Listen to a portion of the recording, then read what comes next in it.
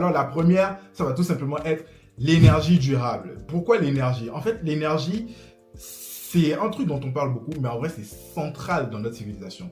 Toutes les civilisations sont basées sur l'énergie. Si tu regardes bien, aujourd'hui, on parle d'IA, on parle d'intelligence artificielle. En fait, ce sont des modèles, en fait, ce sont juste des fermes de calcul, au final, des fermes de computing qui sont gigantesques et qui consomment de l'énergie. Là, je parle de quelque chose d'actualité, là, l'intelligence artificielle, mais c'est quelque chose qui clairement augmente, en fait, la consommation énergétique de l'intelligence artificielle augmente considérablement avec les années et avec les nouveaux modèles qu'on crée, qu'on découvre, etc. et qui nous permettent de faire de plus en plus de choses.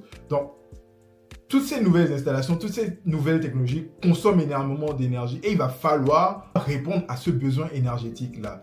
Ce besoin énergétique, aujourd'hui, on parle des énergies renouvelables, c'est un vrai sujet. On parle des centrales solaires, on parle des éoliennes, on parle de la géothermie, on parle de la fusion nucléaire, on parle de la fission nucléaire, qui est quand même un moyen de générer de l'énergie, mais de façon historique. Donc, aujourd'hui, ce qui est en vogue, c'est vraiment la fusion nucléaire. Comment est-ce que c'est?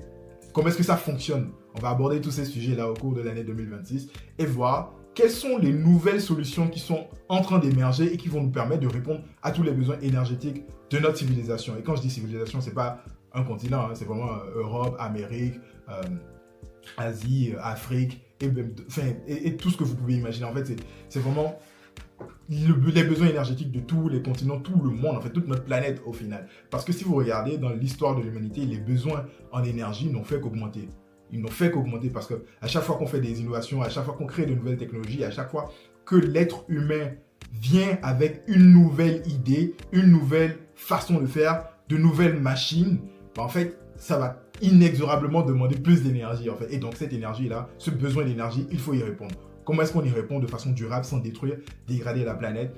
Ça va être un sujet à suivre. Et donc, la fusion fait partie de ces solutions-là. Donc, c'est un sujet qu'on va largement aborder sur cette chaîne. On va suivre tout ce qui s'y fait, toutes les innovations qui sont faites sur ce secteur-là. On va les rapporter ici, en parler longuement, en détail. On va démystifier le truc, on va vulgariser au maximum. Et ensemble, on pourra entrevoir ce qui se fait, à quoi ressemble le futur de ce côté-là. Donc, pour récapituler, le premier point, c'était l'énergie durable.